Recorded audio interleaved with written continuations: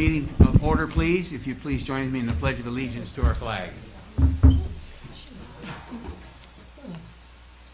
I pledge allegiance to the flag of the United States of America and to the republic for which it stands, one nation, under God, indivisible, with liberty and justice for all.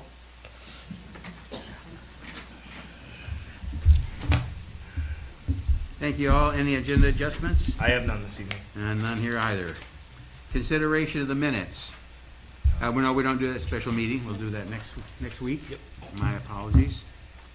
There's nothing all the way down till we get to 6.1. Public comment. Oh, public comments. Yeah, we didn't do minutes, but we do public comment. We do that after the minutes. We don't have any minutes. Never mind. Okay. Public comments. At this time, I'll open it up to anybody that wants to make any public comments, either here in person or online. If you're online, if you'd please raise your hand so the superintendent can see it, and then we can call on you. If you're called on, please start off by giving us your name and the town that you're a resident of. And then please keep your comments respectful, if you can, but it is a time to make comments about the school system that serves our three communities. So at this time, we'll open it up. Public comments. Anybody wish to make one?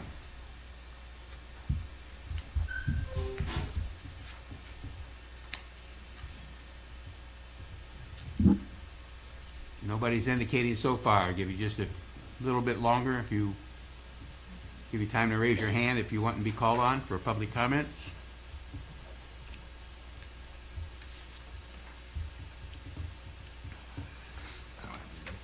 We have nobody online and nobody in here approaching the mic. So then we'll move on. Do you want to take a moment and welcome Jill?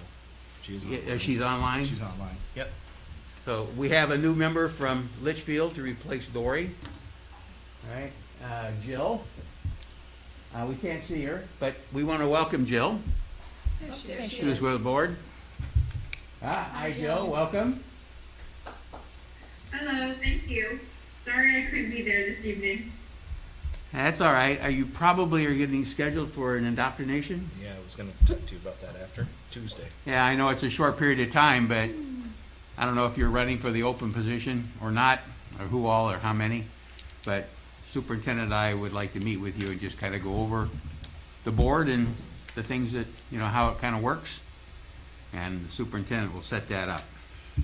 So again, welcome. Thank you. We look forward to your input in our discussions. Thank you. All right. That being said, now 6.1, a discussion of the fiscal year 23 school budget. Tonight we're looking at the co-curricular, extracurricular, other things, library services, All that stuff. and all the miscellaneous things. So I think it's probably best served that we start with co-curricular, so it's other instruction. It's pretty straightforward.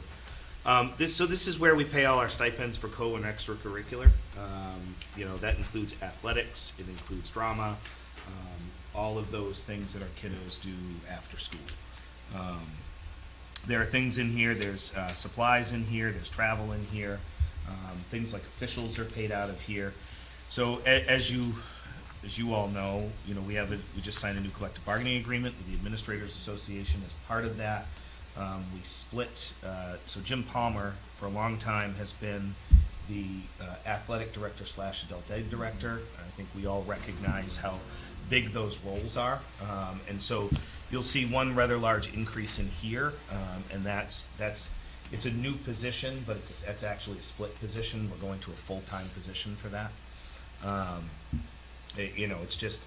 It's unmerciful, really, to try to do both of those jobs. Jim's done it well for a long, long time, but with all the demands now, it just wasn't possible, and that was done through the collective bargaining process.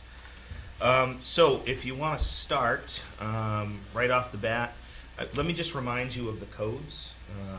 So 030 is the middle school, 300 is the high school, 020 is Carrie Ricker, 130 is Sabatis Primary, and 120 is Libby Tozier. There really isn't a lot of change here. We got a couple of things that have gone up, a couple of things that have gone down. If you notice in the first section there of co-curricular activities, you notice that's all at the high school. The stipends for those kind of things, those typically run through the main office, they under Marco's purview, but not really much change there, other than just a little increase in stipend costs. That's contractual agreements. A little bit more for dues and travel for events. Obviously, travel is up. When we have to take academic decathlon to Portland, that costs more these days. So those kind of things. Moving down, as you'll see, the biggest increase here is the salary for the athletic director. That is a contract. These are all contracted, part of the collective bargaining agreements. There are a few increases here. Purchase services. That's stuff we do on our fields. That's our football, helmet conditioning, things like that. Costs are just up. It costs more to do the things we've always done. Everything else pretty much stayed the same. Supplies are up a little bit. I know that one of the things we were looking to do is through here is we're purchasing new cheering uniforms. Cheering uniforms are, I think, 9 or 10 years old at this point and need replacing. Other than that, it's pretty much the same, other than the increase in the athletic director salary line. Summer school hasn't changed much. We pay for that. That's the high school, summer school, and middle school. Those are stipends, basically. None of that has changed.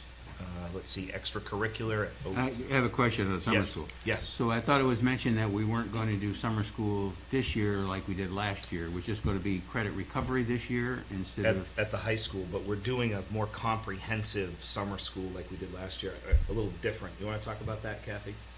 Camp Well, Rise? we're not really doing comprehensive, we're doing mostly academic based, and it's gonna be Right. invitation only. So in March, we invited our staff to, say that they wanted to do what sessions. We have a session in June, a session in July, a session in August. They're each 2 weeks. In April, teachers are reaching out to parents and doing an invitation to invite our students. In May, we'll make phone calls to each parent to determine which sessions they want. In June, we'll send out the notifications. That's pre-K-8. High school's always done credit recovery, and so that will continue that way. We don't always know the credits to recover till we get closer to the end of the semester, so numbers are always a fluid conversation. If you remember, K-8 is paid currently out of ARP. Great. Is ESY rolled into that too? ESY is, some of it's in there, it's also paid out of special ed as well. We do coordinate our efforts. Okay, thank you. Extracurricular 030 at the middle school, a few increases there, but tiny ones for the most part, just the increase in costs more than anything else. Nothing new in here, no new extracurricular activities of any sorts. The supply line is up there. We do need to purchase some new, the costs of things like basketballs and baseballs and softballs are all up. Moving on, you've got 020, Carrie Ricker. We just a little bit here that we spend. Jamie, what is in that line? Do you remember? For the, Yeah, cribbage club. yeah, we haven't had any clubs for the last couple of years with COVID, and this year no one applied for them, but there was a drama club that was more of a fifth grade activity, so some of that's changed since the restructuring. I think we'd like to bring back some of those things now that we're out of the pandemic. But again, not much there in the way of changes. And that encompasses Cost Center 4.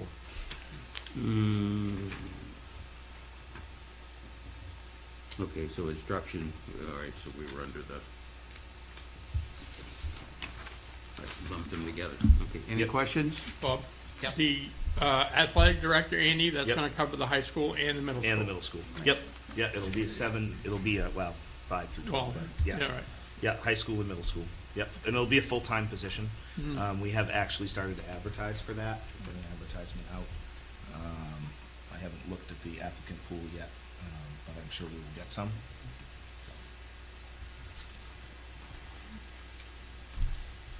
Questions, comments, suggestions?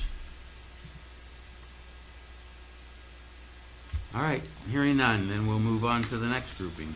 All right, so this is cost center 5. This cost center includes your library services, your guidance and social work services. It has, nursing services or health services, instructional technology, so all of our technology lines for the most part reside here, as well as improvement of instruction, so that's the Office of the Director of Curriculum. So there will be a couple of changes there, but so starting on page 1, I mean, a good portion of this is all salary and benefits. There are no new positions here. They're all the same, it's just an increase. Increase due to contracted salary and benefits. If you'll look, one of the things to notice is we have 2 librarians. Librarians are hard to come by, so we actually staff the middle school with a certified teacher who does a bunch of different things. We pay it out of this line because it is the Library Media Center, but that's been very beneficial, I would say. Wouldn't you, Ben? At the middle? Yeah, yeah. And then the other 3 buildings are covered by educational technicians. Currently, Jane Seeley, the librarian at the high school, is also the district librarian, so she receives a stipend to oversee all the libraries. Let's see, those are all salary and benefit lines. If you go to line 45, or actually 40, that's where things that aren't salary and benefit line starts. There's not a lot of changes there. Andy, can I ask you a question Yeah. before we move there? Sure. I remember that the current librarian at SPS, Libby Tozier, is retiring. He's retiring. Yeah. So is the plan to hire 2 individuals? That's a split cost. Okay. So if you take the 2 costs for those 2 buildings, the salary lines there, that's the total salary for that one person. Okay, We so split it will between- still just be one position? It'll still just be Okay. one position. That's helpful, Yep. thank you. Is Dave Mulcahy currently the At the middle school. at the middle school, and he's retiring Yes. first? Yep. Yep. If you come down, so starting with line 40, you won't see many changes here. Supply lines are staying about the same. This is all library services. I will say our librarians do a fabulous job. They really do. They purchase good things. They keep our libraries pretty well stocked. You'll see 130 line at SPS. We need to bump up our collection a little bit there. It's lacking a little bit. I mean, the reality is this, as we think long-term, we bump up collections now. When we consolidate and have a new building, we have those. Yeah. It's not something we will go away. Once we close those buildings, they'll move. Right. We also did an audit last year, and I shared that with you, of like what our collection was or our numbers were. So that's library services. Any questions there? All right, scrolling down, guidance services. So through here, you're going to see salaries for school counselors. So guidance counselor is an old term. We don't use that anymore. That's what this line says, but it is school counselor. And then the rest of it is our social work service, or LCPCs, depending on what their certification is. They all fall here. These lines look a little funky, but because of reorganization, we moved some folks around for need. One thing to notice at the high school, there was an increase at the high school a little bit because we that position was kind of split between 2 buildings. We brought it to the high school full time, and then we moved some other staff around to cover it. The high school just had a lot of need. That we have 2 positions at the high school, one paid out of special education and one paid out of regular education. We did move that position at the high school to a 5-day-a-week position. You're talking social work. Social work. Okay. Yep, Thank you. social work. Just due to need. I mean, the need is unbelievable. The rest of the increases there are all salary and benefits, and increases and decreases that look kind of staggering are just because of reorganization. Is line 73 intentionally no salary? Yeah. Yeah. Yeah. Let's see, The rest of them are benefit lines, health insurance, dental insurance. One thing to note, we did get our insurance numbers. So we budgeted 10. Our number was 8, or 7.87 or something along those lines. So I did take out about 25,000 and brought that down to 9%. I have to leave extra in there in case it changes. So there is $25,000 out of the budget roughly for health insurance. Keeping going, I mean, these are, again, all of these, all the way down to line 156.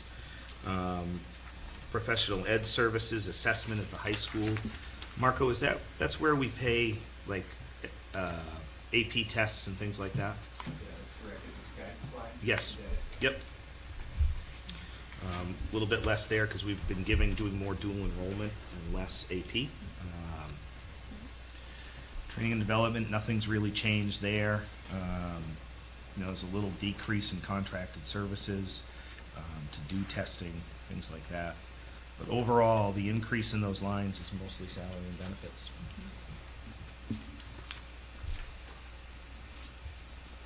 And those lines take you all the way down. So then it starts with health services. So if you remember correctly, we currently have 5 nurses in the district. One of those nursing positions is paid out of federal grant funds. So the COVID relief funds. We need 5 nurses. We need a nurse in every building. We just do. So one of the things I had looked at was potentially putting another nurse position in the regular budget. I was able to revamp ARP, and I put it into the ARP grant for next year. But I think that's something to think about. Even when we go to 3 buildings, we're still going to need pretty high level of health-related service. Our nurses are busy, and they are amazing. Kathy coordinates all the nurses. I don't know if you want to add anything to that. I just think that the daily needs and the high needs of some of our students between diabetics, tube feeds, we definitely are doing a lot of shuffling. Like today, we had a nurse that normally is a 4-day nurse, actually worked today because we were short-staffed. So we definitely need coverage in all our buildings. One of the things to note, you'll see the salary line is up about 11.5% there. So one of the things, previous collective bargaining agreement, prior to the current one we're under, the nurses were all paid at half. So basically, if they had 14 years of nursing experience, this was written right into the CBA, they were put at step 7 on the salary scale. That was fixed in the last negotiation, so now it's a 1-to-1.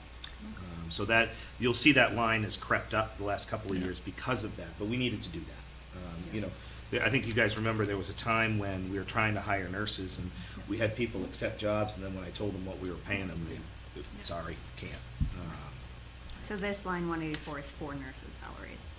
184, yes. Yeah, okay. Yep. They're considered district employees, so because they do move throughout the district. They have a home base, but like Kathy said, we get short-staffed, somebody goes and covers somewhere else. Not much change there with the rest of the lines. Our nurses are amazing. They don't ask for a lot, and they do amazing work with our kids. Any questions there? Just backtrack quickly to Yeah. line 178. Yes. There's over the last couple of years, there was 0 cost for the equipment for the high school. What, do you know what that $500? I know it's minuscule in the massive budget, but I'm just curious. I think, Is that under let me see, 500, 178. That's under guidance services.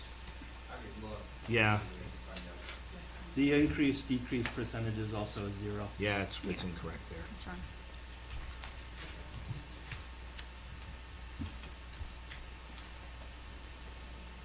Are you talking, is it employee training, $500? No, No, equipment. line 178. Is that the fidget? No, no, that's not that line. Marco, it's the 2120, it's 1,000, 2120, 57,300-300 line. Guidance services. I'm guessing it's probably like, Oh, I was what does the, thinking line one. Oh, I know what Usual that is. cost, paper That's the and- microfiche. oh. Sorry. Yeah. That's so, that was we had to increase the cost. We've been paying that out of, when we scan the transcripts and things like that. Mhm. There was an increase in cost there. Gotcha. Well, so it's equipment, so that's not like an increase in cost, that's, Well, we didn't have it. Right. all right, so we didn't have the equipment that we needed to do it? Right. That answer your question, Scott? I guess, without going into too much detail. So this is a microfiche printer or a microfiche reader? Reader, yep. And it's an increase, we're bringing that in-house, I believe. Yeah. Yep. So in having that, you basically can see the transcripts from everybody who's ever graduated from the school, correct? Yeah, I got one with my service record. They 1976 gave me all the my way whole through. service record on microfiche and a little cardboard thing with a Yeah. magnifying glass so I can look at it. Yeah, gotcha. Okay. That didn't cost you either. Yeah. I do too. But it's very slow to go and print with Yes. it. And- Right. Good there? Okay. Okay. Instructional related technology. So you've got your technicians. So Norma Jean, do you want to talk about your staff lines there? Sure, so, I don't have the right sorted one, so if I get off, just let me know. But, so the technician split sites, so right now we have one at the high school, we have, one at Libby Tozer, and it also shares with the high school. We have one at the middle school, we also have one at SBS that shares with the high school, and so they split. So it's more even the number of kids that we support according to numbers. So you see that divided out. There is a tech secretarial position. That's for some summer work, correct? Yep.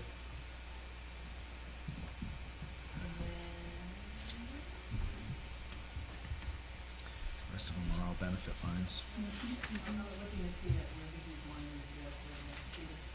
That is, the data specialist line is 215, I believe.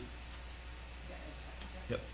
So if you remember correctly, we have a data specialist that does FRAM, enters our civil rights data, things like that.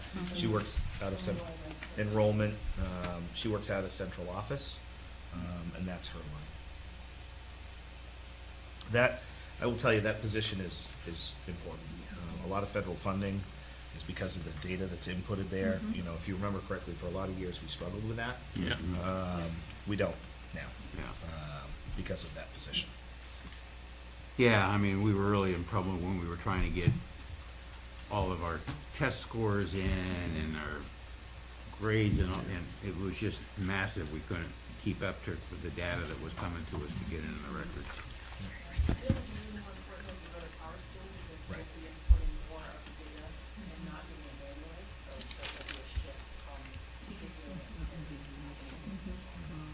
Good. That's very good.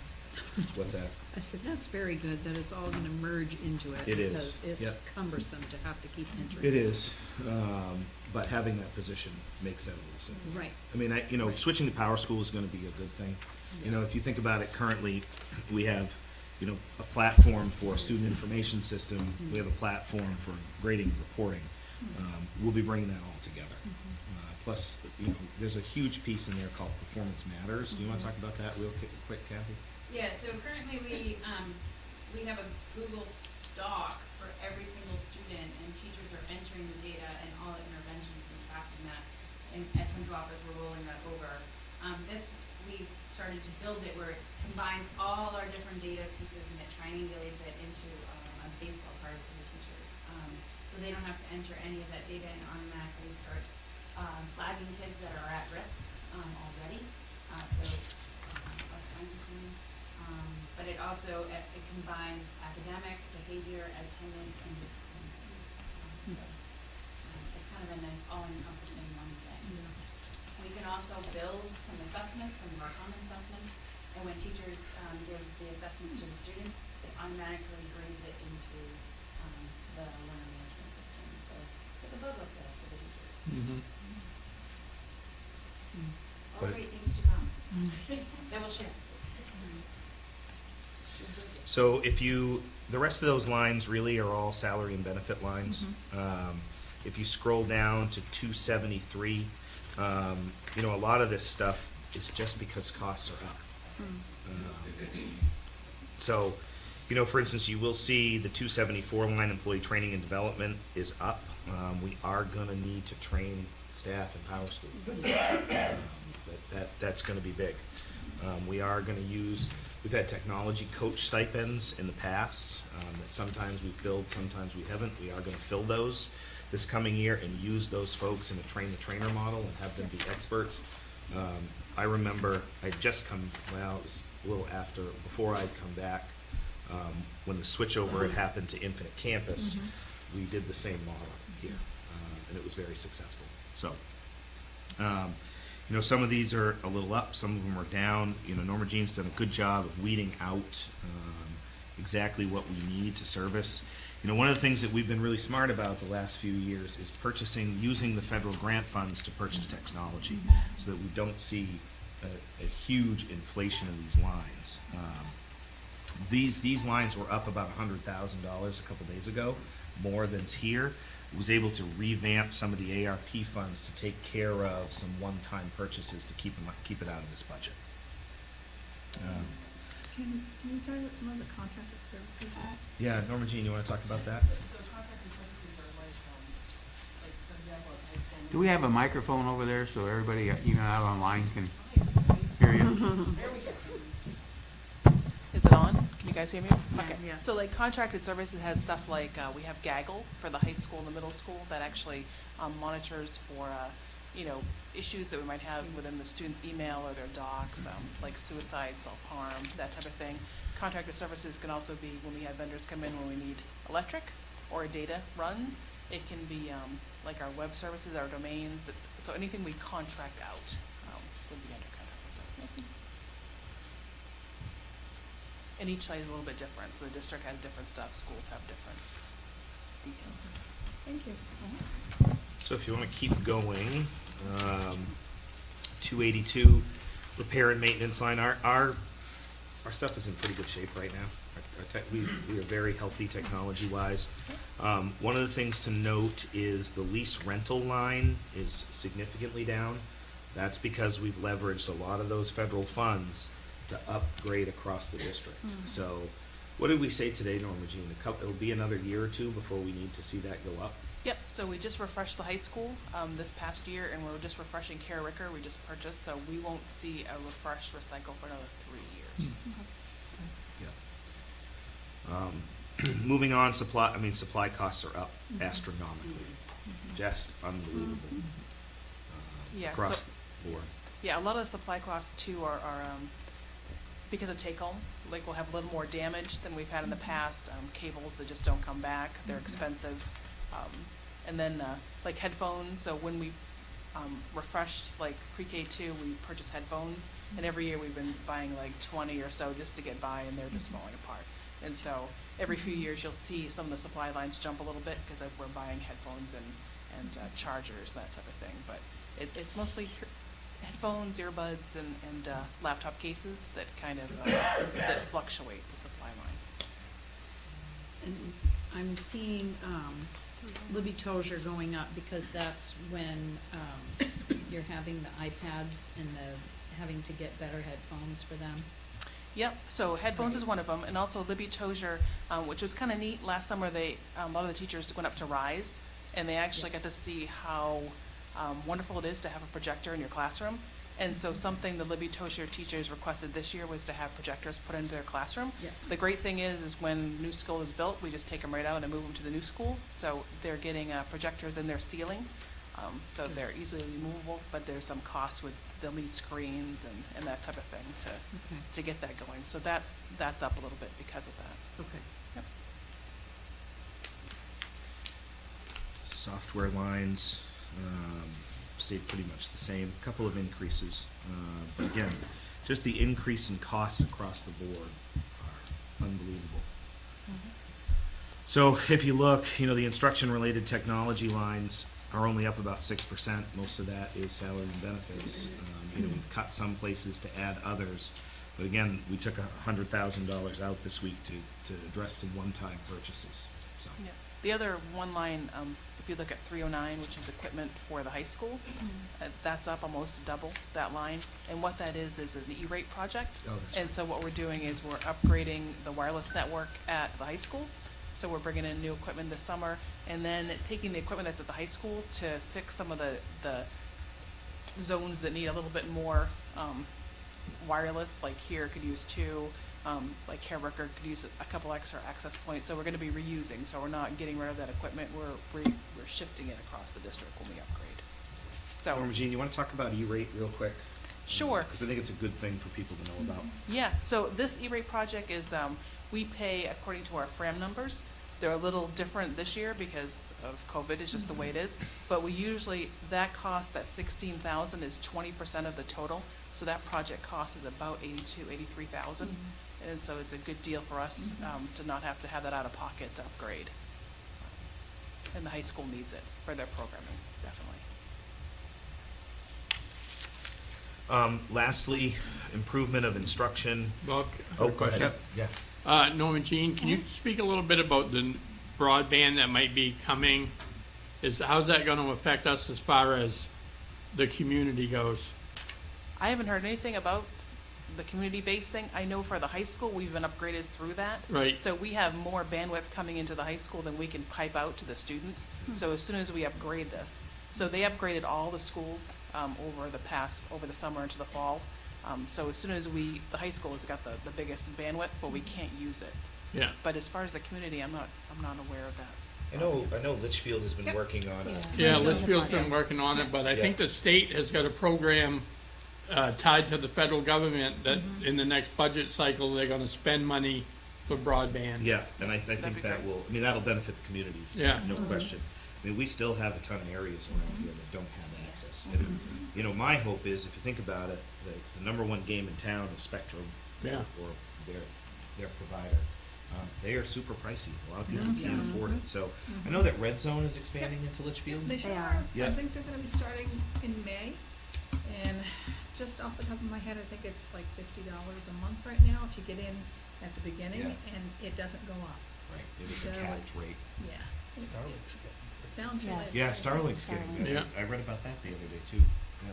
So, yeah, I had met with David before he left regarding that. It sounded like a fantastic program.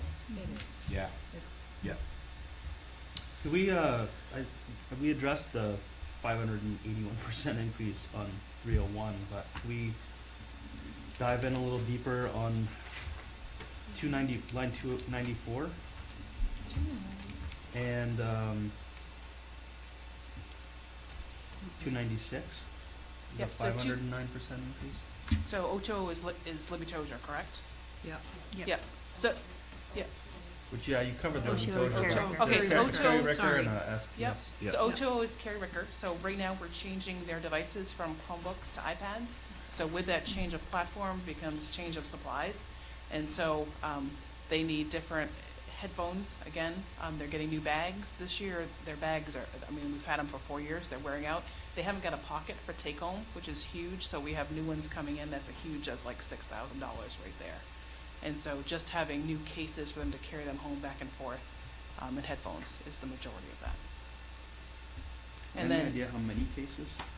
yep, so we usually get 300, so Yeah. they'll last us, so they come in hundreds, so 200 isn't enough, 300 is a little bit more, but it will keep us going for another several years.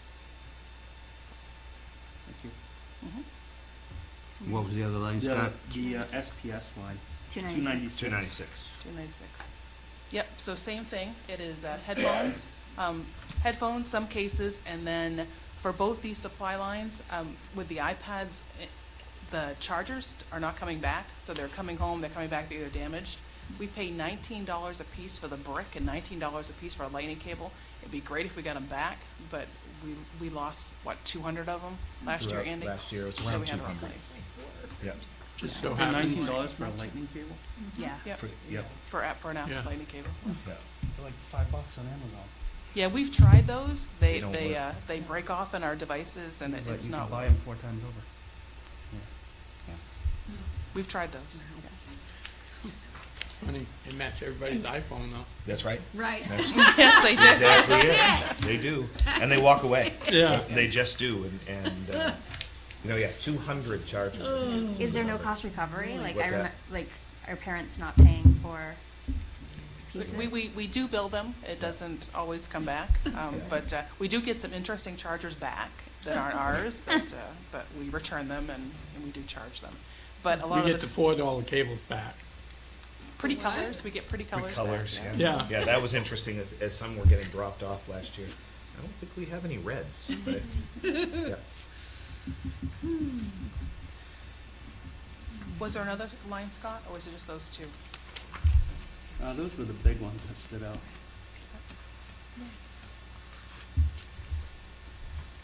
Right. Anything else there? We're going to improvement of instruction? So this line, this portion of this cost center will change.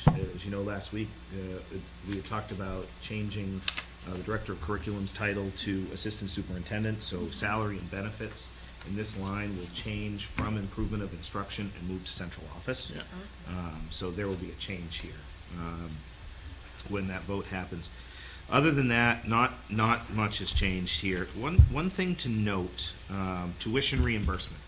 So we put $5,000 in that line. I'll be honest with you, it's not enough. You know, people are starting to want to take coursework again. We went for a long time where, you know, people didn't want to take coursework, but they do now. There's some interesting stuff out there. We've got a lot of people taking leadership coursework, which is really good. I mean, you know, $25,000 is a drop in the bucket. We supplement that through Title II, correct, Kathy? Yep. Yeah. So anyone that's in pre-K 5, I spend a lot of my Title II funds doing their tuition reimbursement. If you look in previous years, we were up at $35,000. During our COVID, I think people were teaching online and were not interested in a lot of the colleges were doing online classes. And so folks were really not interested in doing more hours online. But now that things are hybrid or back in person, we're seeing an increase. You know, in the past, we had a lot of retirements, and so we have a lot of young, newer staff that are looking for some professional development. So with our frozen budget, we did go through all of these funds, and we did have to turn some folks away Yeah. this year. I mean, you figure $25,000 pays for 15, maybe? Depends on the course. Yeah, depends And on where the they're course, going. depends Well, on we the use the number of UMO credits. rate, so. Yeah, Yeah. yeah, so it's not a lot. I mean, this line could be bigger. I mean, honestly, it really should be. You know, we've cut quite a bit out of it over the last few years. You know, it benefits us to have our teachers take coursework. You know, there was a time when I would have said maybe not. I disagree with that now. Some of the offerings that the universities are offering are fantastic. And anytime, you know, we talk about internal leadership, right? Building internal leadership. And that doesn't mean just, you know, building, you know, or promoting people to principals and assistant principals, but also teacher leadership. And so promoting people to want to have those roles, we have to support them in that. As part of that is paying their coursework. So. Bob, the increase in 327, just, Contracted can I just services. have some ideas? Yeah. Yep, so we do consult out with some folks, one for like our eye observation, which is our evaluation system for all our employees. We actually use for VHS, which is our virtual high school, so we pay for high school classes out of this contract line. We are part of memberships of WMEC, which you know has a lot of professional development and pieces for our staff. As well as some other memberships and things that we contract to not just have membership, but to provide other services for our staff or our students. So I would say a lot of our contracts have held the line, and during COVID did not increase, but we have seen an increase in all our contracts this coming year. Can you clarify that for me again? You said VHS classes are paid for through this contracted services, or is it the training of the teachers for it? No, so we get a discount through WMEC, Right. so that's why it comes out of my area of improvement instruction. Okay. So it kind of is tied to our contract with WMEC to get a discounted rate for that each seat. Yes. So it ends up being a contract that I have to make with WMEC Yep. to get VHS. So So it's kind of like a backwards way of getting extra seats for VHS students. Now, their policy used to be that if, a student signed up for it and then dropped it, we would not get the money back.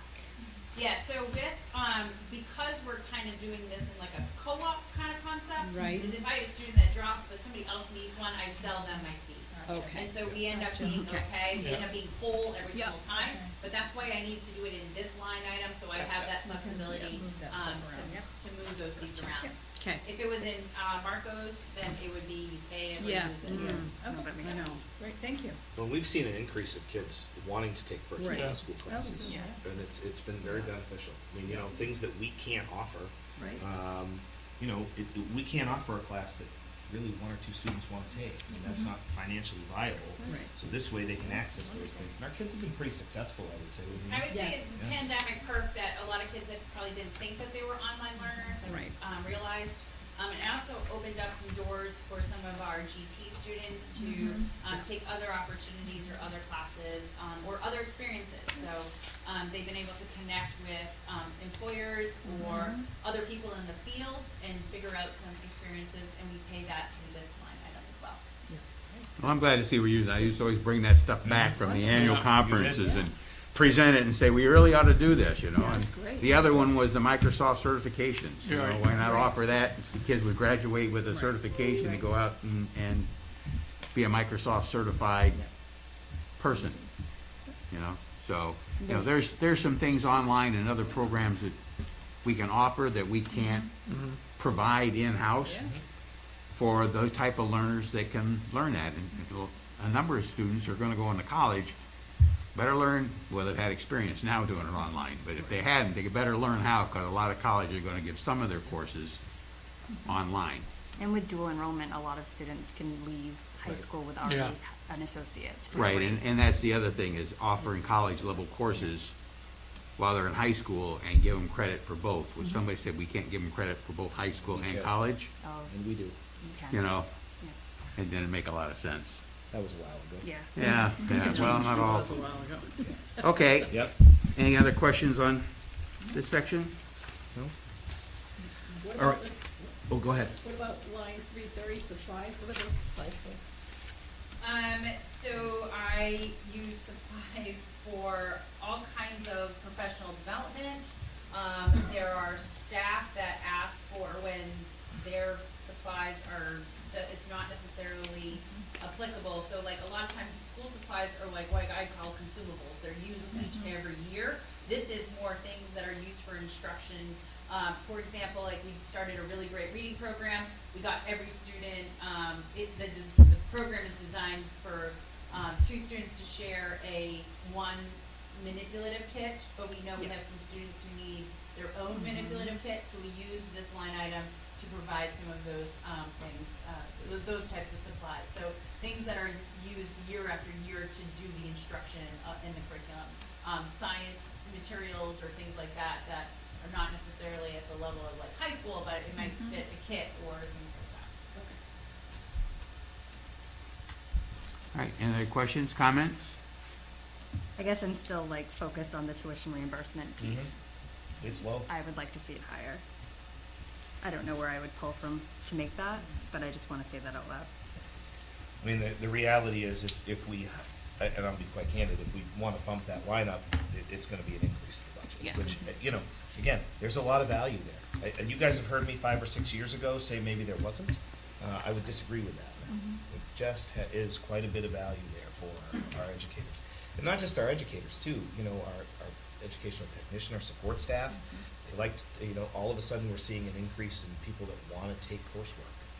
So it would be a benefit to bump it up, but it is an increase.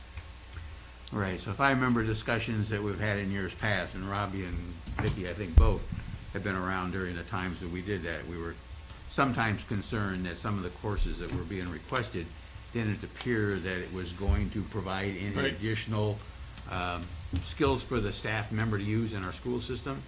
You know, and of course, the joke was always basket weaving, right? But they weren't asking for basket weaving classes, but things that weren't going to come back and they'd be able to apply in the classroom. And that was a concern.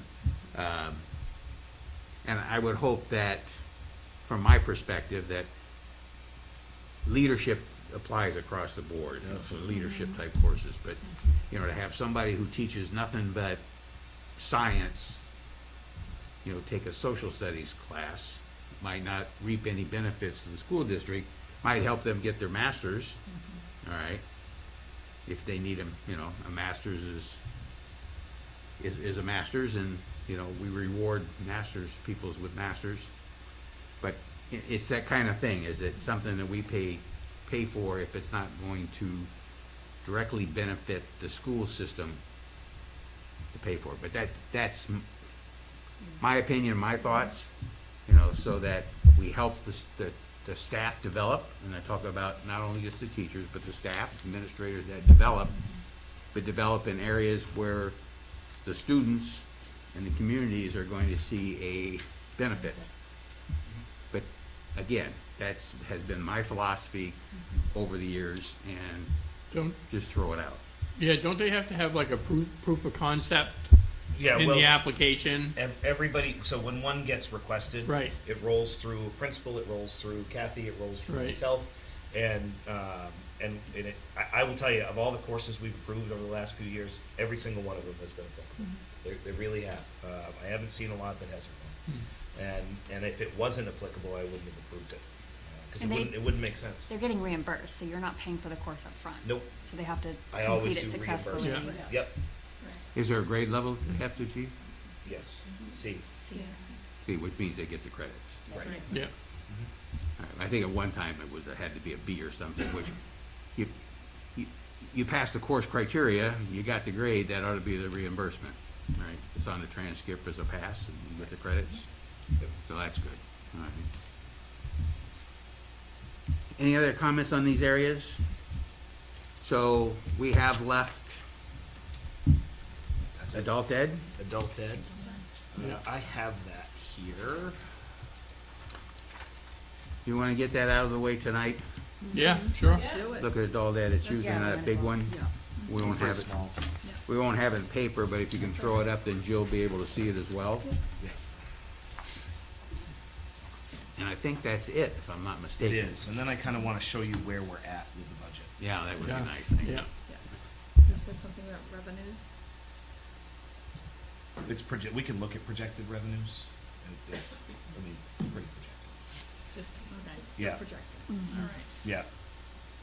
We did make some cuts to the revenue projections. I mean, that does affect, we bumped up a couple of places, but mostly it cut them down due to state agency client. I mean, state agency client and Medicaid billing. So adult ed lines are going to be up there.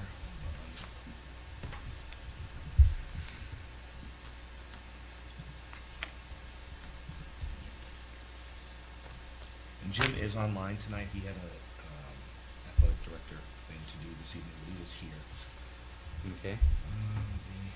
Get back into Zoom.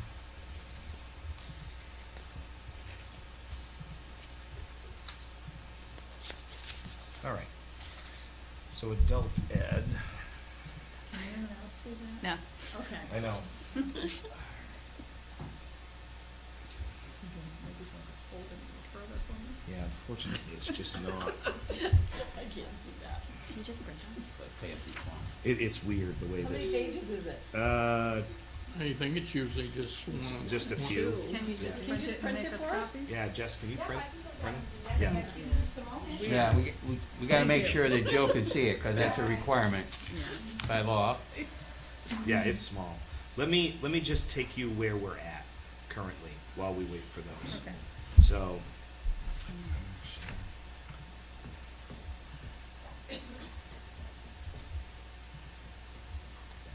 All right, so here we are. You all see that? Yeah. Yeah, that's better, right, Yeah, much better, huh? So, if you look, so when I first presented the budget, first budget presentation, we were at 21,472,952. As of today, we're at 21,291,591. So, you know, as I've said all along, a budget is fluid throughout this time of year. Things change, we make adjustments as we go, but that's represents a reduction of 181,000 on the expenditure side. So if you remember, we took out the 20,000 for the tractor to do a lease purchase. We took out the halftime secretary. I took 25,000 out in insurance because our insurance rates came in. And then just this week, we moved $100,000 in one-time purchases to ARP funds. So what that means is, if you look at our first draft, the impacts to the towns, Litchfield was 599,000, Sabattis 685,000, and Wales 262,000 increase year over year. With those changes and some, minor things along the way, we're at 508,000 for Litchfield, 584,000 for Sabattis, and 224,000 for Wales. And you can see the impact on a $100,000 home. Now, granted, and I have to be on, those are estimates. Right now, specifically the tax impact on a home, because we don't, like, Sabattis doesn't have their impact yet of 1 mil, because I think they're going to reset those, apparently. So those are estimates, but that's about where we're at. So, we've done some work. We really have. Unfortunately, the stat that comes out, so the budget's up, 1.7 something million. Just about 1.5 of it is salary and benefits. So the rest of it's 200 and something thousand. Give me a off the cuff percentage It's at 8, a little over 8, I think, over last year. over last year. Yeah. Yep. That's not even inflation. What's that? I said that doesn't even No. keep up with inflation. No, it doesn't. Yeah, 8.8%. Roughly. That's off the cuff. Yeah. I'd have to dig in. Yeah, that's okay. So.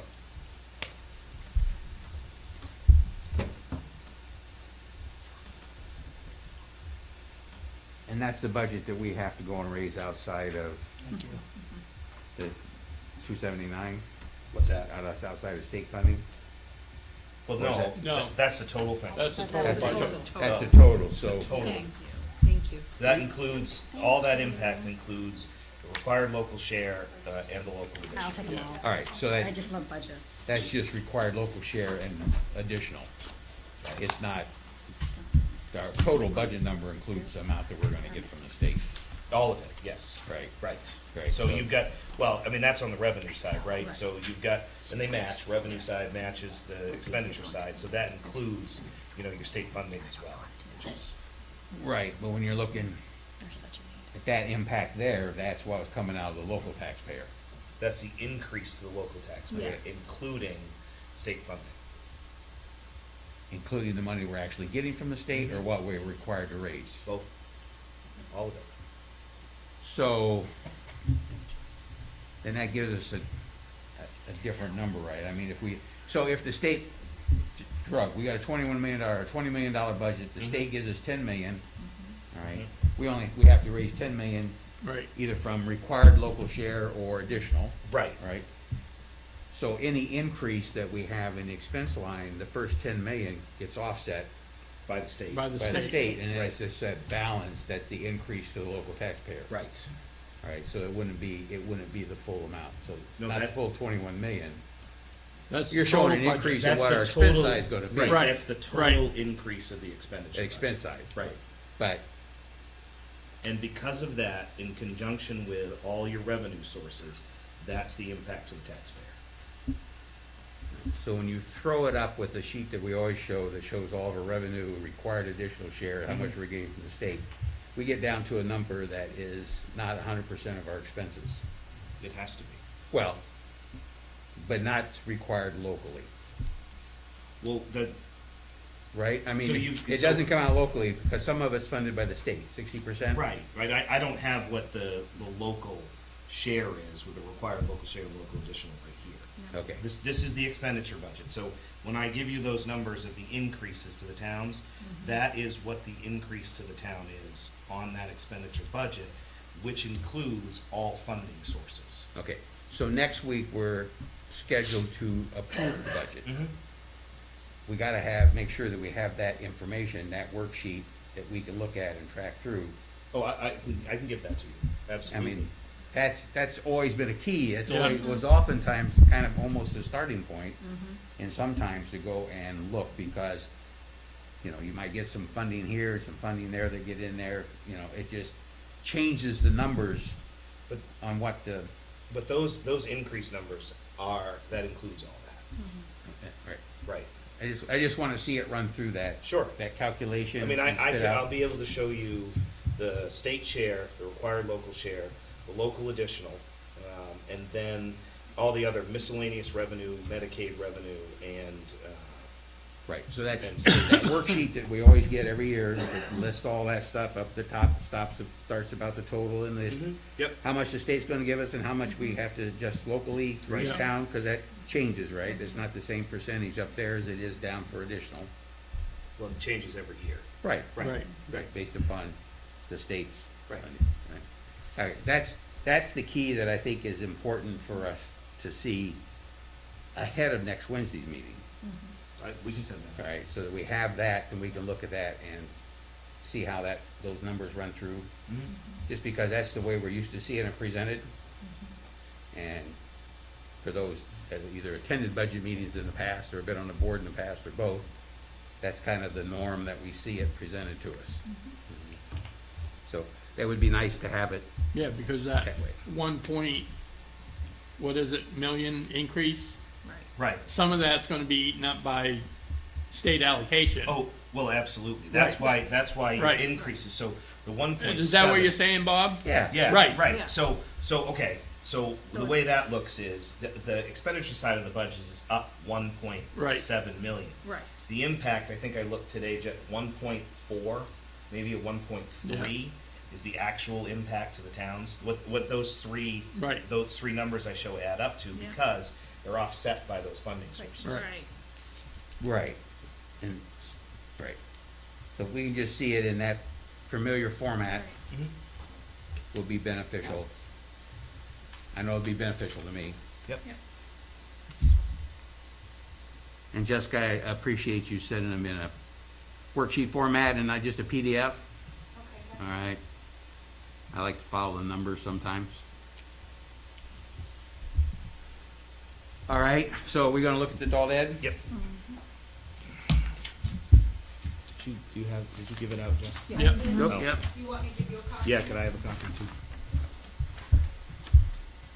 So you're gonna throw that up for Jill to see, right? Yeah, I'm gonna try to do this a little differently.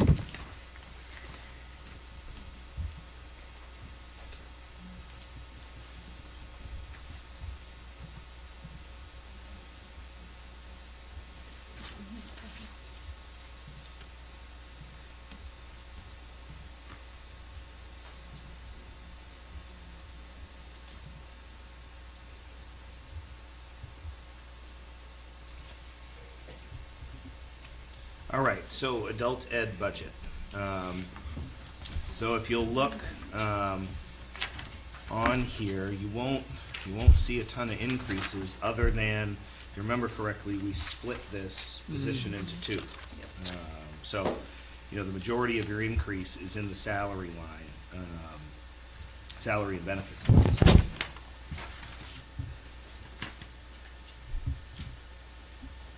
And Jim didn't really make any changes to anything else.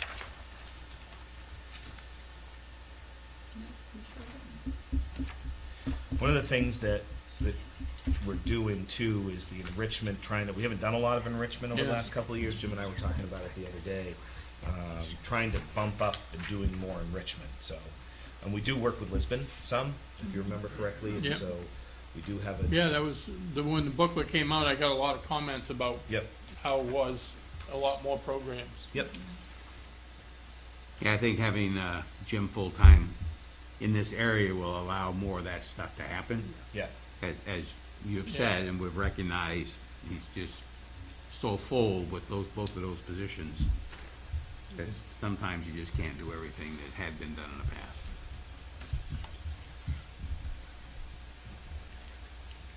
So no increases other than moving the No. position Right. in there? I don't know if there's any comments. mean, I always wonder, like, are there specific benchmarks that we're hoping with having a full-time person in the district that we're going to kind of hit in the next year? Well, I think the goal for this really is to beef up what we're doing for the community. Mhm. You know, we're also, you know, Marco can talk about this too, but we have a lot of kids who also, you know, are taking high school courses and taking adult ed courses. Yeah. You know, having somebody in there full-time will allow that to happen more. Okay. We'll be able to offer more for kids, for our current students and for local students. You know, the high set's changed. I mean, Mhm. it's no longer the GED, it's the high set. It's hard. Mhm. And so the prep for that is pretty significant. And I think, you know, for one thing, Jim raised his hand. Jim, go ahead. No, I was just gonna say that, one of the goals, with the full-time, you know, being just adult ed, is to bump up the workforce training and career training. I mean, we need it. I mean, All right, a thank you. better prepared workforce benefits us all, Absolutely. so. Any other comments? Isn't it only, there's only a certain number of times that you can take the high set also, isn't there? Yeah, Jim, what is that? Is there a maximum number you can take the high set? Yeah, you could take it, 3 times within a calendar year. So that resets each calendar year, so the next year you have another 3 chances? Yeah, you have to go through another, kind of a complete process, so it's almost starting from scratch, but yeah, you have 3 opportunities within that calendar year. To be honest with you, I think that's only happened once, because we pre-test and really don't, give them the official test until we know that they passed the pre-test. All right, thank you. Other questions? Robbie? Andy, do we have any, what do we have left on the middle school as far as bond goes? Are we like 3 or 4 years? That was a 20-year, correct? Yeah, I think we've got more than that. yeah. I'll have to check that out. It might be Check 6. that one Yeah, out. we'll check that out. Yeah, okay. Yeah, I mean, there's a little decrease on the debt Right. service line because the Yeah. interest has gone down. I'll check to see how much longer is left on that bond.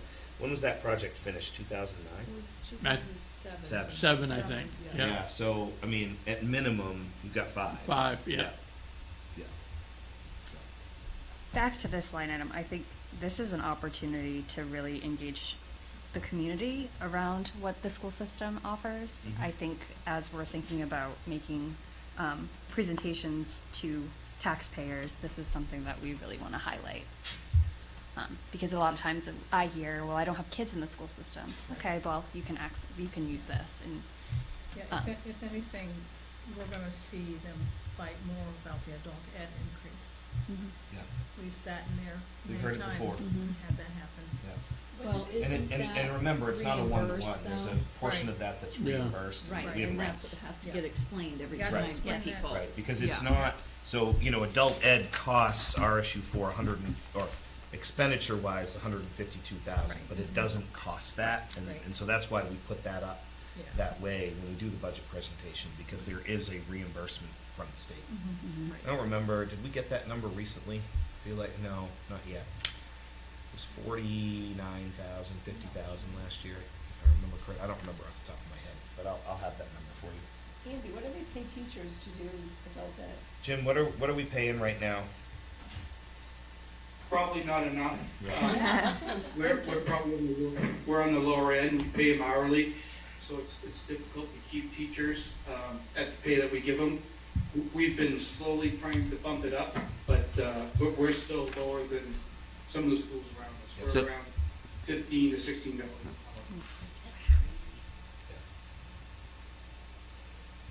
Is it possible to bump that up or no? We can always up it.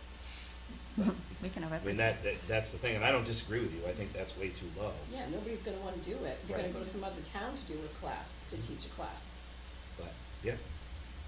But that, I mean, to do that, we've got to put more budget, you know, money in this budget. So, again, I'm never opposed to it, because to have people, you've got to pay people. But at the same token, that has an impact. Right. I think just splitting the director and athletic director back to how it should have been a while ago is probably going to be sticker shock enough for this yeah. next year, It quite is. frankly. It is. You know, we've been lucky for a long time. Yeah. I mean, you know, it's not often you find an adult ed director that can also function as your athletic director. Correct, And that's correct. the reality. That is not common. Yeah. We've been lucky with Jim. Yeah. But there is a level of burnout that comes with that. Mm-hmm.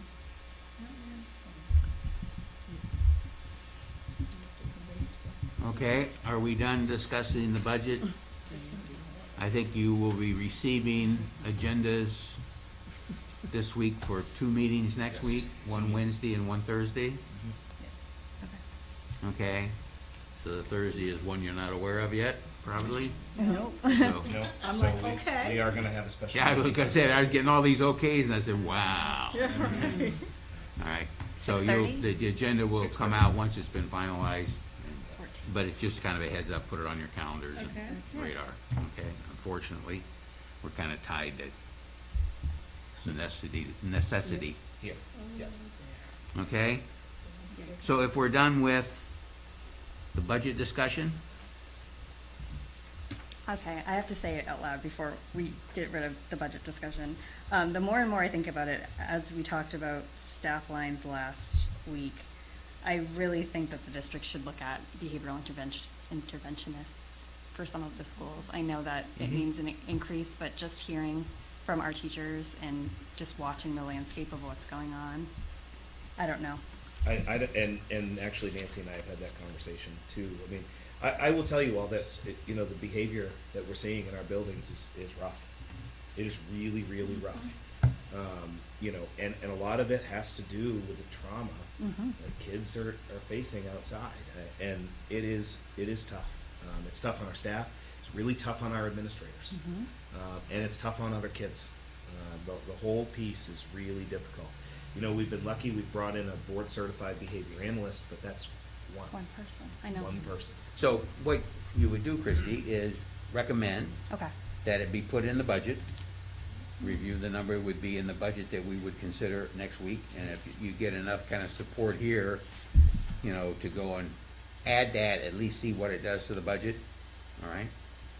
Then they can put it in, they can cost it all out and put in the numbers and see what impact that has.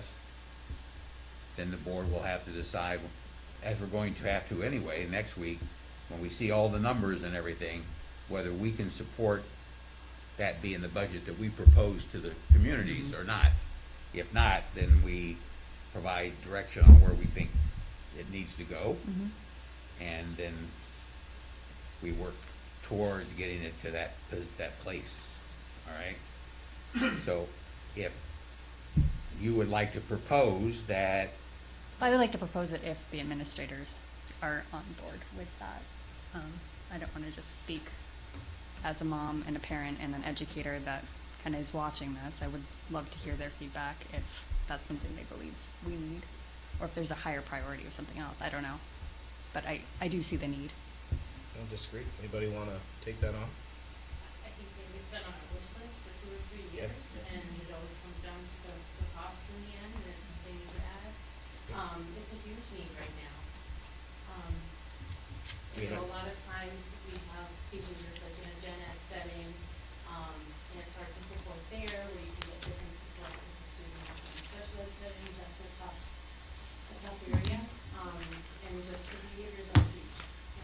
Even students in special ed settings, we don't have enough, especially design programming for kids with those behaviors where, you know, we talked a few years now about having some space where we can have a higher level functioning behavior program where we don't have to send the kids out, possibly save us money, but, you know, we know it costs money to start that up. But there are enough kids, and we have to speak in the primary level and even middle school level where, you know, they're not special ed kids, but they're having a rough year and having rough behaviors this year, and we're exhausting our capacity to behavior plan that way. You know, and the families are trying to support us, but they don't always have the tools. It's a complicated conversation. It's a fine balancing act. And I think we're doing a fairly decent job, but I will tell you, in the 10 years I've been here, this is probably the most suspensions I've had in a year. And it's not because we're not trying. It's not because we're not giving time. It's not because we're not giving space. We we have a lot of very well-trained staff that deal with behaviors frequently, but the behaviors they're showing to us are really, kind of outside of normal, even for us. Well, and I would say, yesterday, I was at Sabata's primary with Amy and Kathy, chasing children around the building. I mean, it is in there screaming in classrooms and. Non-special ed. Right, I mean, we're talking Right. gen ed, here. It's tough, it's exhausting. I mean, and it's not just exhausting for our our teachers are taking it on the chin. It is a need. It just is. So can you explain to me what are you proposing? I would propose we look at having one dedicated behavioral interventionist in each of our schools. Okay, so one. I know. So what's that gonna run us, $500,000? I don't know. I don't even wanna give you a number off the top of my head. Right. I'd have to dig into that. So, Yeah. one of the things to think about too, process-wise here, right? So, we have a meeting tonight. We have a regular meeting next week. We are going to have a meeting on the 20th. We could wait to set the budget, set all that to the end of the month. We have till the end of the month, to do that, but we're getting really close to that time frame. So, I mean, we're looking at the district budget meeting will be on May 18th. That gets us within the time frame of the referendum, so we do have some time. But the one thing we want to do is make sure that we give ourselves enough time to put information out about the budget as well. Yeah, So, yeah. So we can ask that those positions be put in. We look at the numbers next week. The board can decide whether or not we're satisfied or we, are going to make a change, and then we can either approve it, whatever that happens to be next week, or we can wait, like Andy said, till the 20th. yeah. Till the 20th, and look at whatever direction was provided to make the changes to, and then approve a budget presented on the 20th. So, there's no harm to put them in now to go and see what the results are, and how the board feels about the new numbers, and is there any place an offset can be found for any of it. Vicki? All right, looking at this, can you go with a small number right now? We're going to be getting rid of Savannah's Elementary and Utosier. Yeah. And can we have, I know you hate to have one person go to two different schools, but Yeah, let us talk about that and see what that might look like. Again, the behaviors are rough, as you know. I know. Yeah. So, Yeah. let us kind of kick that around over the course of the next week, and then we can come back with something. All right, so, so what the board's asking for is that we add those positions, Yep. whether or not the administration believes that it takes 5, or it takes 4, or it takes 3. Yeah. Will allow you to justify that when you come back with the new numbers. Vicki? When you come back, can you give us an idea of what they will do in Sure. the schools? Yep, absolutely. Yep.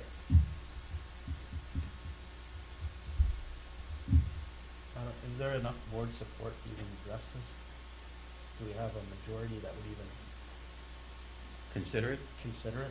That's a great question. I guess it's what the numbers do. I mean, if the numbers go up dramatically and we don't think we can say, oh, that, probably not, but I don't know, till we actually see the numbers with the full printout with everything that shows all of our ins and outs and the impact. It's kind of, like a budget that's under consideration, and we can take dollars out of it. We can take out specific positions before we approve what we want to take to the community. So I don't know that it hurts to take a look at something with those numbers in there. We Well, can take them out easy enough. We're right back to where we are Well, now. if we did that, we could all put our own little pet projects in here and try and figure out a budget with and without them too. We can. Do you have one you'd like to propose? I mean, that's the way the budget process works, unfortunately. I don't know if we do it, but I'd like to see Alice training, and I don't know if Well, we do that. we are going to. That's on the, when we did our I don't know. recent, that doesn't cost us anything. State police do that for free, so one of the things when we did our lockdown trainings, Alice training, so Oh, we've worked good. with the I Love You Guys Foundation, we've used that for quite some time. We want to switch over, the state police are really recommending, we've done a good job using the I Love You Guys model for quite some time, we've got it implemented. You know, when we did our lockdown drills, the state police were impressed with the infrastructure of how we do it, but their big thing was to look towards Alice training, so that's in the Yeah. works. Yeah, it's good training. Yeah. Okay? Ready to move on off the budget? Okay. Oh, Jill wants to raise her hand. Oh, Yeah. Jill. Oh, I Sorry. do not want, this is, yeah, I do not. Sorry, I can't seem to find the raise hand feature. It's under participants. It's under participants. reactions, yeah. I've been in the school district as a parent for quite some time, and am I recalling correct that we used to have some sort of behavioral position within the district at school? Well, we have special education programming for behavior, but we're talking about more gen ed interventions at this point. You know, we have a board certified behavior analyst that we've brought on board on a contract basis to try to help with this kind of stuff, but again, the overwhelming need is pretty high. Okay, so we have a board member who is an expert on what we've done and provided. Diane, do you recall? I mean, you can go back a number of Yeah, years. we've Way had- in the Way past. past, we Yeah. did Yeah. that one. In Sabatis we did. Yes, we Yeah. did. Yeah. And that was cut before I got here. Yeah, that was cut when we formed the RSU. Yeah. Right. All right, Jill, so we had it, but not out in Litchfield, it sounds like. We also had No, Spanish. so I'm not crazy. So I had a child who was special needs in the district for 13 years, and that's 13 years before now. So I now have a child who's been in the district separately for gen ed for 3 years. And that 13-year one was before she was even in the district. So I've been in here for a while, that's why I thought there was definitely a position a long time ago like that. Okay. There was, but yeah, it's Yeah. been a long time, like you say. So it was taken out of the budget and out of the school. Out of Sabatis. Yeah. Yeah. Yeah, that one was in Sabatis, and when we formed the RSU, since the other school districts didn't have it, that was one of those things that got eliminated in our merger. Thank you. You're welcome, thank you for asking. Okay? All right. The next item on our agenda is 7.1, a discussion of the superintendent search process. So this is going to be a discussion about the process that we're going to use. It has nothing to do with any particular individuals. This is not a naming convention time.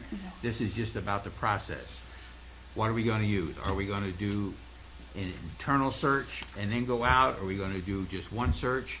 Main school management's going to be here on the 20th to talk about the process that they use, and it is kind of used by main school management in looking for superintendents. All right, so this is where we are. And Christy, you got the committee that's going to kind of oversee this, and you Yes. sent something out I did. for us to look Yeah. at of a possible process. So basically, what I did was look at MMSA's process to be able to kind of figure out our process. So this is just a draft that I wanted to share in hopes that we could, as a board, land on what we want to do. So it's not just a small group making a decision. I think it's important that this is a huge undertaking and that we're all on the same page and agree to the process. So basically, all I did was make a little flow chart where it kind of shows the steps and what we would expect in those steps, and then some arbitrary dates, like if we could dream. We'll see if that happens. But essentially, in terms of searching for an interim, we would identify if there are any internal candidates that are interested. If there are internal candidates, we would expect a CV, a statement and a vision of their district leadership, and do some sort of interview.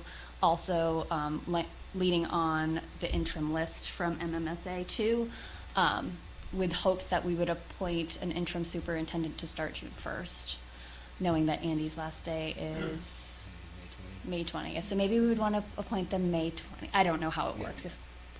So that's all. And then we would start kind of at the same time a national search for our future RSU4 superintendent, working very closely with MSMA to facilitate the process. It looks like there's kind of a host of different services we could pick from. It seems like it's kind of a choose your own adventure type thing, but one of the pieces that I think is really, really super important is the listening session piece with stakeholders, which would include our school administration, our staff, our community members, parents, and other key stakeholders, because we have only had 2 superintendents in the history of this RSU. So I think it's very, very important for us to get community buy-in and to listen to what people have to say, to identify our qualities and our priority areas, community voice, and engagement in the process. So it's not just an isolated, this is what the school board, school district's doing. It's really a community piece. I think it's important as we're thinking about a large building process, we really need to get community buy-in. And I think, if anything, these last 12 months, whatever, I can't even remember when the pandemic started at this point, but we have had a lot of engagement, and I want to build upon that. So that's my recommendation. We will work with MMSA. They will help us identify those finalists. We determine the finalists, and then again, there's an application, CV, interviews, statement of leadership, public presentations of our finalists for our community, and then we hire. No, the other way. Yeah, go down. I think Yeah. that- So that's the flow chart of what I would like to present to the board in terms of process. And I'd love to open it up and have a conversation. What's missing? What are people thinking in terms of process? Well, Yeah, but I would like to start with the internal investigation first and see if we have viable candidates from within. Just for the simple fact is that I think we have people on board that can do the job. So consequently, I think we're going to spend a lot of time coming back to the same reality, because as a board, we want somebody that we can work with and follows our plan, not their plan. Mm-hmm. And every time we have hired superintendents from outside, we get their plan. And I think somebody you have a connection with, and they've been with us long enough to know where the board wants to go, I think that is definitely a plus. Right. There had been some discussion about doing an quick internal search first to see if we had a Right. viable candidate. If we did, then we could discuss whether or not we Right. wanted to stop there, but in the meantime, get everything else started flowing. If we didn't feel that we had a viable candidate internally, or that while they might be viable, we might still want to go and get a larger pool. So that was one process that had been kind of discussed. I look at this and I see, and it might be this long anyway, but it's gonna be real hard to hire a superintendent Oh. in June, Yeah, There's- right? Because they're already gonna be in position for the next year. right. All right, so now you're looking at a year before you get somebody, because not a lot of people want to go and quit their job middle of a contractual year to go to a superintendent position. It's usually you start July 1st or at the beginning of the school year. So that, plus you're talking about the construction project. If we want to do a referendum in August, which is what the board was talking about, you're not going to have a new superintendent in place and up to speed to go and promote it. That's going to be our job, to go out and promote it. Finding an interim, I think, is important. You know, Andy and I talked today basically about the need for our meeting next Thursday. But it was also mentioned that on the 20th, MSA is going to come, but their list of interims is outdated, people who have left the state and Yeah. passed away, and so they need to clean that up, so we Yeah. Yeah, so I did have a conversation with Steve Bailey today, about the interim list. So he is just back from California, so he is going to tidy that up, and get back with me tomorrow. You know, when it comes to the interim list, there are people that will only work in certain portions of the state. You've got Yeah. the people on the list that are snowbirds. Yep. So it really comes down to it. You know, his two things to me were, you need to understand a full search is gonna take 14 to 16 weeks. That's a reality. He said you also really need, the board to appoint a committee to make some decisions on the fly, because that's really important as well. Mhm. So, but he was gonna get back to me tomorrow with a cleaned up, interim, because he sent me the interim list, and I said to him on the phone today, I said, well, you know, some of these guys are not around anymore, you know, or these people are not working anymore, that kind of thing. And so, you know, consequently, he said he was gonna look at that and pare it down to people who would work in this area, who would be viable people to maybe take on something for the next 6 months, potentially. And I guess I just feel the need to reiterate, Bob, we had said last week that, quite frankly, the pool to choose from at this point for interim and for anybody who wants to apply is rather shallow and small.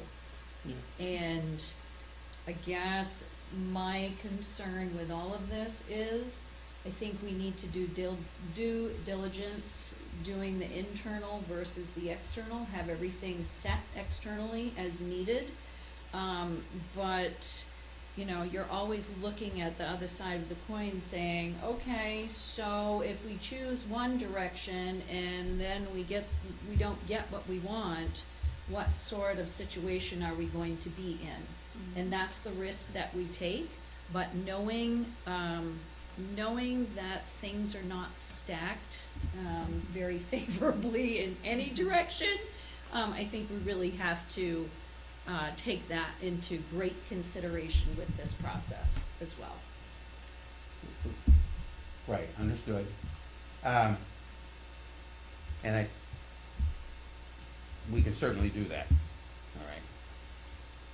The first step could be, and I think, Andy, you were gonna post something, you talked about. Well, so you need to, I mean, regardless of what you do, process-wise, you have to advertise financially. Yeah. You don't have a choice. So, you know, Steve is gonna send a kind of a mocked-up advertisement for an interim superintendent that, and this is where he was talking about giving your committee some authority to say, yep, that looks like a good ad, to get it out there. So the ad doesn't have to come back to the full board for approval, right? You don't have to schedule another meeting to approve something. Do we have a committee set yet?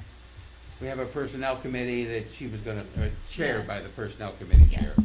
She was going to formulate a committee. Yes, and the only other person so far that has expressed interest is Jen. So if there's Anyone other else there? board members that wanna be on it, I would love that. If this goes out, I would be on it.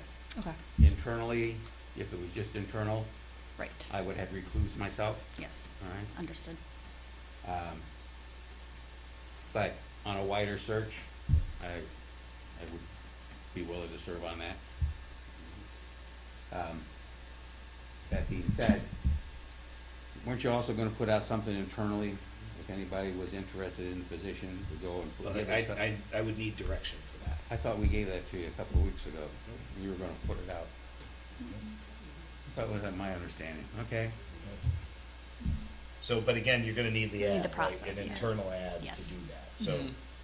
And you hope to have that tomorrow? I should have it tomorrow. So you right now only have 2 people on that committee? Mhm. All right. I will sit on that Okay. committee with you. Fantastic. Okay? All right,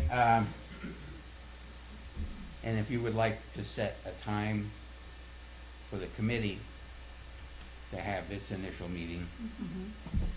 you know, that would be probably sooner the better. Yep. Even before we've gone much further down the path. Could we meet at 5:30 next week? Yep. 5:30 before the board meeting? Before the board meeting, Wednesday or Thursday, because we'll be here both So is days. there a committee meeting scheduled for then? There's a CAI. CAI, CAI is it on the 13th? Do we want to do that Thursday? You wanna do Thursday instead? Is the space available?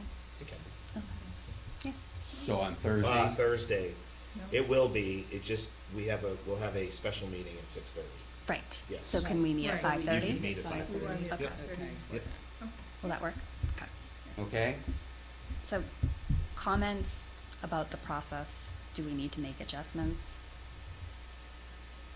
Yeah, it would be nice, I mean, if the committee's gonna get together and start developing the process, if there's input, suggestions, Robbie, you spoke.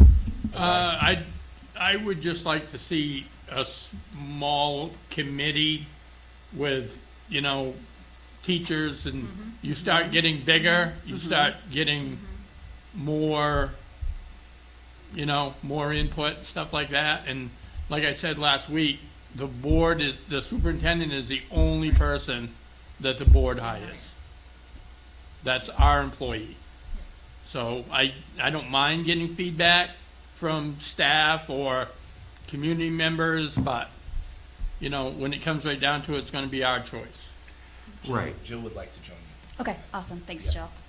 Yeah, so, and oftentimes unfortunately what happens when we go out, we've seen, all experienced this when we've had community meetings about important things. Yeah, We get 7, 8 people yeah. show up from the community. So when you ask for community input, you get a very small, narrow section of the community that's gonna provide the input. And you have to be careful that you're not letting a very small number dictate who the board's gonna try and hire to work with, all right? So, you know, while it's great to be in getting input, and we did that when we did the mission statements, and we had the, what was it, cafe or something like that? Grove Cafe. Yeah, you know, Yeah. years ago, how many people did we ask to, you know, we opened it up to the whole community, people to come and gave them lunch and everything, and how many people volunteered? We did 2025. Yeah, 20, 25 out of the 3 towns. Am I right, Gene? And that might have included some of the staff that had to attend, right? Because I think there was 1 staff member at every table and maybe 1 administrator. So, but we can certainly put something out there and ask for inputs versus trying to go out and have public meetings. I just think the timeline's gonna be too short. I do too. It, I do too. okay, and that's, you know, it's a suggestion on the process, Yeah. all right? You can't just Google form talk out to everyone and. Well, that touches the people that have Access. students in the school, right? Right. Right. It doesn't touch the community, so there's probably more residents without students than there are with students. Right. I think just from my 2 cents here as I leave, one thing to think about is Maine School Management offers a cafe. And I think it's really important that you hear from Steve Yeah. when he comes on the 20th, talking about what a search can entail. You know, what does that look like? It looks different in every single time they do it. They opt things like, you know, how to access community. They're good at that. Yeah. So I think, you know, if that's the road you go down, I would trust them to lead that process. Yeah. And they're gonna put it out nationwide. They'll do all sorts of things. Yeah. Then I you mean, we had choose. applicants from Wisconsin last time that wanted us to pay their fare Right, in and back so we could interview them. yeah, that's true. Yeah. I've seen that before. Yeah. But I think, you know, that's the reality, and that's why Steve said to me, he said, that's why you have a committee that you give Right. to make some of those decisions. So you don't have to have a board meeting every time you need a decision.